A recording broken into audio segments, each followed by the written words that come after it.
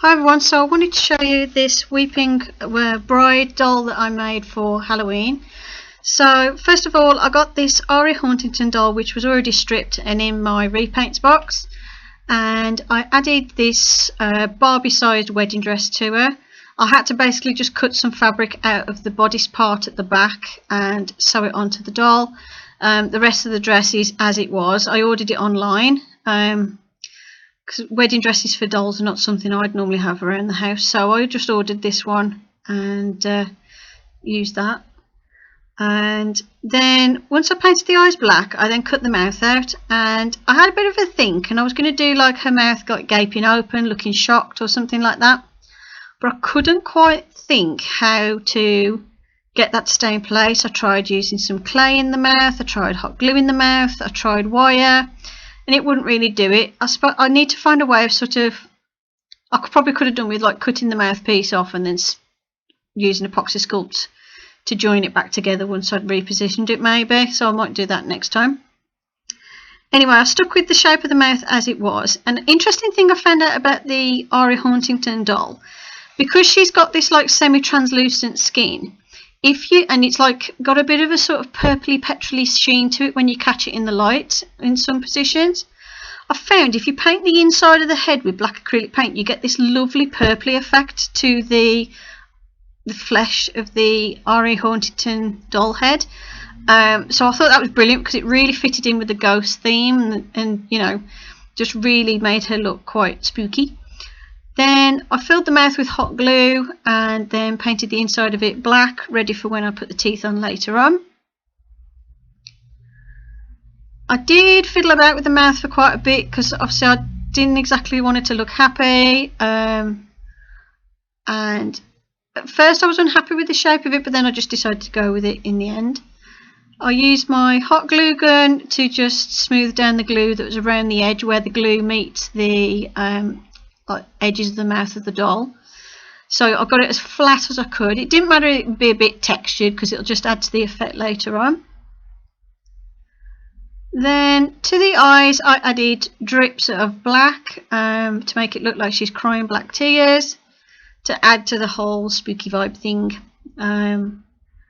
So here I'm used to using the teeniest brush I've got. You'll have to excuse the lighting. For some reason on this bit the sun decided to pierce through the side of my window in my studio and just directly make her head glow in the dark, but never mind.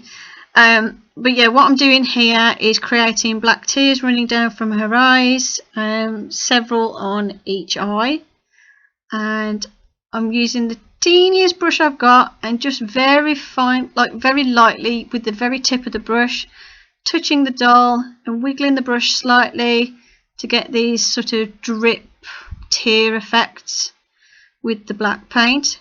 I did find I had to go over it afterwards because I'd accidentally used Mars black, which is like a sort of charcoaly grey black, so I did have to go over it with my other paint later on to make it like a proper true black when the light catches it, but that's okay, never mind. So yeah, as you can see, I'm adding the drips under the eyes, and then above the top eyelid what I'd actually done is put a little line of white paint just to make the appearance of an upper eyelid, just to add that to the eye shape. I didn't go for eyebrows with this doll. I felt she looked spooky enough, looked spooky without them, and it was better to not have the eyebrows. So as you can see, I'm just going over the tears on the other side.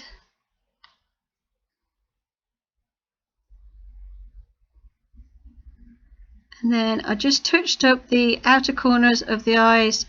I wanted the eyes to be fairly big, so I'm just refining the shapes a bit and just going over any little gaps or streaks, and again just going around the mouth. Just make sure the mouth's nice and dark to add depth to the mouth. It doesn't go in very far on the doll, but it's far enough for what I wanted.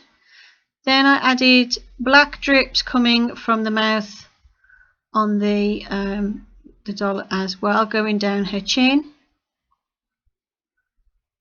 I really like the sort of oily black drippy effect. I really like that as a spooky effect for a doll.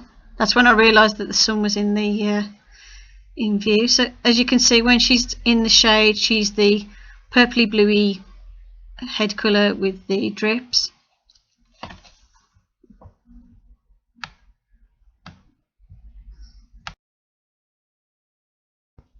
Then once I was happy with the face, you'll see I have to go over the mouth after a bit, because I tried to tweak something with the mouth and it just went a bit weird, so I had to redo the inside of the mouth.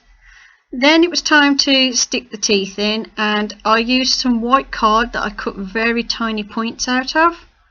I didn't really want to do it over epoxy sculpt because I didn't want to wait 12-24 hours for the epoxy sculpt to set, although pieces that small would set quicker than that, I'd have thought.